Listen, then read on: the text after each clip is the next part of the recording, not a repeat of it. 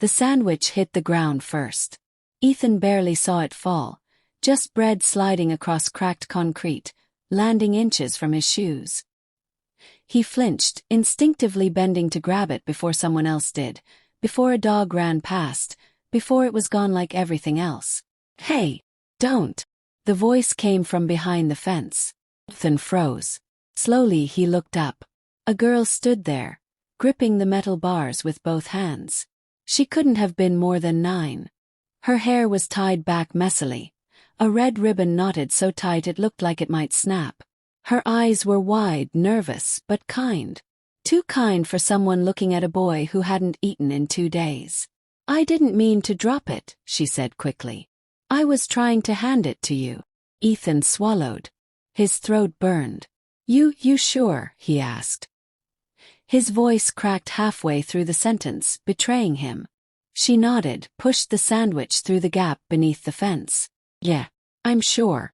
He picked it up with shaking hands. "Why?" She hesitated, then shrugged like it was obvious. "Because you look hungry." That was how it started. Every day after that, Ethan waited by the fence outside Riverview Primary. He didn't know why he believed she would come back. People didn't come back. But she did.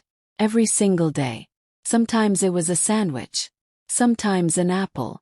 Once, when winter crept in early and the wind cut through his jacket, it was half a muffin wrapped in a napkin with a smiley face drawn on it.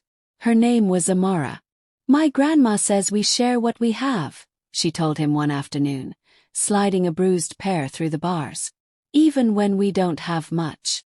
Ethan stared at the pear like it was something holy. "Why?" She frowned. "Because someone once shared with her. And it saved her." He nodded like he understood. He didn't. Not yet. At night, Ethan slept behind a boarded-up laundromat 2 streets away. He dreamed of food. Of warmth. Of the fence. Of Amara's voice calling his name like it mattered. Some days, teachers shouted at him to leave. "Get away from the school," one yelled once. "You can't be here." Amara stood between them and the fence, her small body stiff with defiance. "He's not hurting anyone. Go inside," the teacher snapped. She went, but not before slipping him the lunch she hadn't eaten yet. Winter arrived like a punishment. Snow piled against curbs. Ethan's fingers went numb. His cough worsened. Some mornings he wondered if he should just stop getting up. Then Amara would appear. One day, she noticed him shivering harder than usual. "You're sick." "I'm fine." "You're lying." She reached up and untied the ribbon from her hair. The red fabric fluttered between her fingers. Carefully she tore it in half. "What are you doing?" Ethan asked. She looped one half around his wrist, tying it clumsily. "So you don't forget me." He laughed weakly. "I could never forget you." She smiled. "Good. Then when you're better, you'll come find me." He stared at the ribbon. "I promise." "Promise what?" "That I'll come back," he said. "When I'm safe." She held the other half of the ribbon tight in her palm. "Then I'll wait." 3 days later, Ethan didn't make it to the fence. He collapsed in the alley just before sunrise. By the time Amara arrived that afternoon, clutching a sandwich and a note that read "Stay warm," the fence was empty. She waited. She waited until the bell rang. Until the playground cleared. Until her grandma called her name from the corner. He never came back. Years passed. Ethan did survive. Hospital. Foster home. Another foster home. A group facility. Names changed. Addresses blurred. But the ribbon stayed with him, wrapped around his wrist at first, then tucked into his pocket when social workers told him it wasn't appropriate. At 19, he slept on couches again, this time with a scholarship application folded in his backpack. At 25, he worked nights and studied days. At 30, he signed his first major contract. At 32, Ethan Cole stood in a glass-walled penthouse overlooking the city, staring at a fence across the street from an old school that was barely visible through time and distance. He opened a small drawer in his desk and took out a faded strip of red fabric. "I found you," he whispered to the empty room. I just don't know where you are yet. The community meeting was loud. People murmured as Ethan stepped onto the stage, expensive suits sharply out of place among folding chairs and peeling paint. He could feel their distrust. He expected it. My name is Ethan Cole, he said into the microphone. I'm here because I want to invest in this neighborhood. A woman stood up immediately. And why should we believe you? She asked. Her voice was steady, challenging. Ethan's heart stopped. He knew that voice. He looked up. She stood there, older now, stronger, but unmistakable. The same eyes. The same fire. Amara. She didn't recognize him. Not yet. The room went silent as Ethan stepped closer to the edge of the stage. Because, he said quietly, his voice shaking for the first time in decades, this neighborhood once saved my life. Murmurs spread. Amara crossed her arms. That doesn't answer my question. Ethan reached into his pocket and pulled out the ribbon. Gasps filled the room. Amara's breath caught. Her hand flew to her chest. No, she whispered. That's not possible. He smiled through tears. You fed me through a fence. The room exploded in emotion. If this story is already pulling you in, take a second and tap the like button. It helps these stories reach more people who need them. And stay with us. Because this promise is only halfway fulfilled. The room felt like it stopped breathing. Amara took a step back, her chair scraping loudly against the floor. No, she said again, louder this time. That can't be. Ethan climbed down from the stage. People parted without realizing they were moving. His eyes never left hers. You had a red ribbon, he said. You tore it in half because I was sick and shaking, and you said it was so I wouldn't forget you. Amara's lips trembled. I waited, she whispered. I waited every day. You never came back. I almost didn't, Ethan said. His voice broke.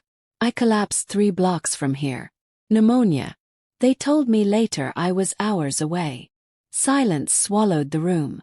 Amara shook her head slowly, as if motion might wake her from a dream. I thought you were dead. So did I, Ethan replied. For a long time. Someone in the back sniffed. Another wiped their eyes. The meeting had turned into something else entirely. Ethan gestured toward the door. Can we talk somewhere quieter? Amara hesitated. Then she nodded once. 5 minutes. They stepped into a narrow hallway that smelled like old paint and dust. Amara leaned against the wall, arms crossed tightly. You disappeared, she said. Do you know what that does to a kid? I know, Ethan said softly. Because I spent 20 years trying to come back. She laughed bitterly. You don't just vanish and then show up rich with a plan and expect.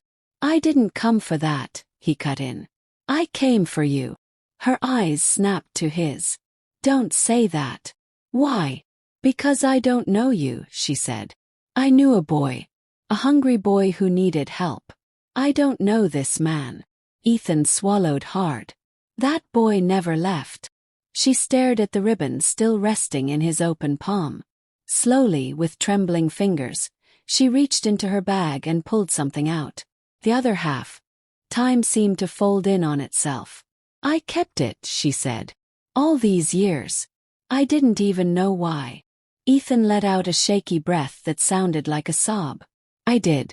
Because every time I wanted to quit, I remembered someone thought I was worth feeding. They stood there, inches apart, 2 lives colliding after decades of running parallel. I'm not here to take over this neighborhood, Ethan said. I'm here to give back to it. To protect it. Amara searched his face. Why now? Because I finally have the power to do what 9-year-old you did for me, he replied. Without asking for anything in return. She looked away, fighting tears.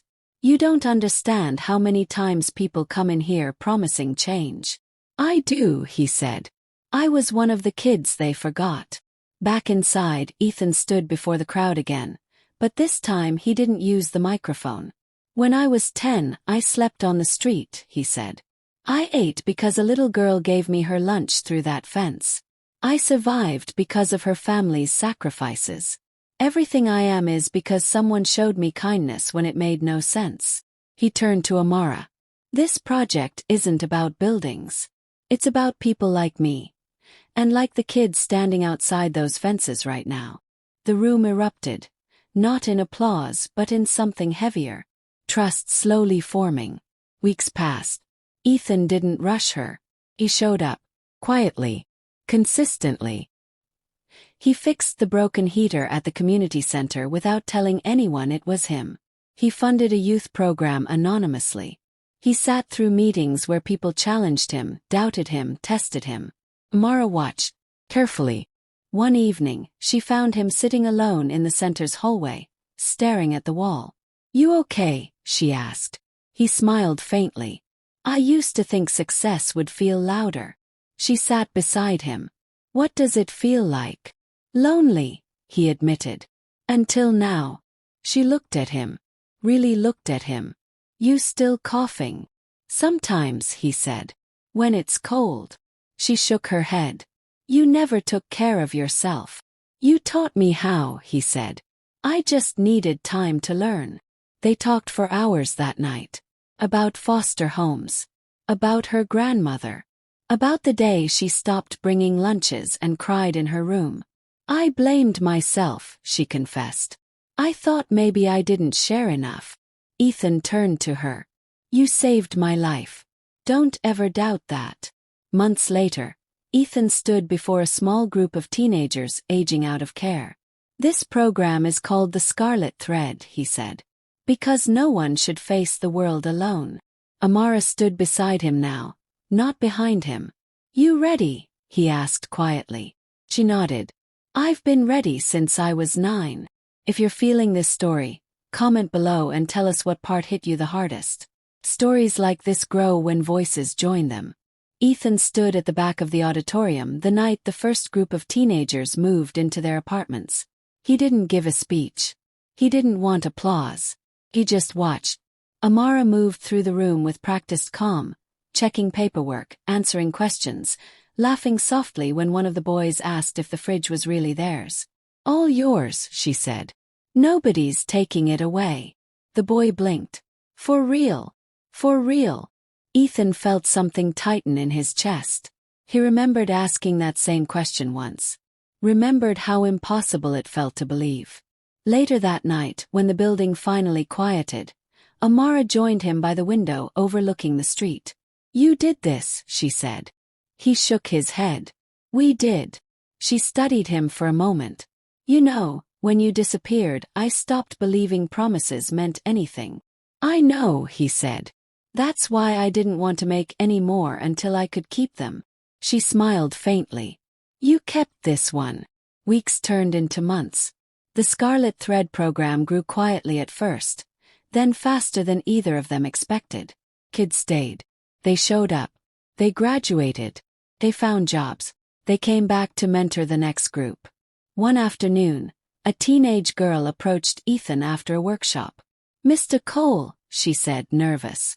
"Can I ask you something?" "Of course."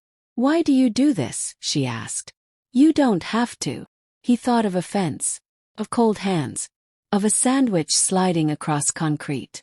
"Because someone once fed me when I didn't deserve it," he said. "And I've been paying it forward ever since." That night, Ethan and Amara walked past the old school together. The fence was still there, rusted, bent, forgotten by most. Amara reached out and tied a new red ribbon around one of the bars. "Maybe we should preserve it," she said. "Not erase it." Ethan nodded. "Let it remind people." "Of what?" "That small kindness is never small," he replied. The gala was Amara's idea. Ethan hated attention, but she insisted. "People need to see what this is," she said. "Not you." The impact. The room buzzed with quiet excitement. Former foster youth stood beside city officials. Volunteers laughed with donors. On the wall behind the stage hung dozens of red ribbons, each with a name written in ink. Ethan took the microphone, his hands steady this time. 20 years ago, he said, I made a promise I didn't know how to keep. The room stilled. I promised a little girl I would come back when I was safe. I didn't know that safety would take decades. Or that when I returned, it wouldn't just be for her, but for everyone who ever stood where I once stood. He turned toward Amara. She looked at him, confused. Ethan reached into his pocket and pulled out a small box. Gasps rippled through the crowd. "Amara," he said, his voice thick. "You saved my life before I ever knew my own name. You taught me what it means to give without counting the cost. I spent years trying to build something worthy of that gift." He opened the box. Inside was a ring, not flashy but elegant. A single red stone caught the light. "I promised I'd come back," he said. "I'm here. Will you walk forward with me?" Amara covered her mouth, tears spilling freely now. "You really don't do anything halfway, do you?" The room laughed softly through tears. "Yes," she whispered. "Yes." They didn't have a big wedding. They didn't want one. They stood by the fence instead, hands intertwined, red ribbons fluttering around them in the breeze. A few kids from the program tied new ribbons beside the old ones, laughing as they worked. Amara leaned into Ethan. "Do you ever think about how close we were to missing each other?" "All the time," he said. "That's why I don't waste it." Months later, a small girl stood outside the fence after school, clutching an empty lunchbox. Amara noticed her first. She crouched down. "Hey, you okay?" The girl nodded, eyes downcast. "Just hungry." Amara smiled gently and took her hand. "Come on." From a distance, Ethan watched as Amara shared her food, her time, her attention, just like she always had. He touched the ribbon on his wrist, worn thin but unbroken. Kindness, he realized, was not a moment. It was a cycle. If this story moved you, don't let it end here. Like this video, subscribe to the Storytelling Voice, and share your thoughts in the comments, because your voice keeps stories like this alive. And somewhere behind a fence, another life might be waiting to be changed.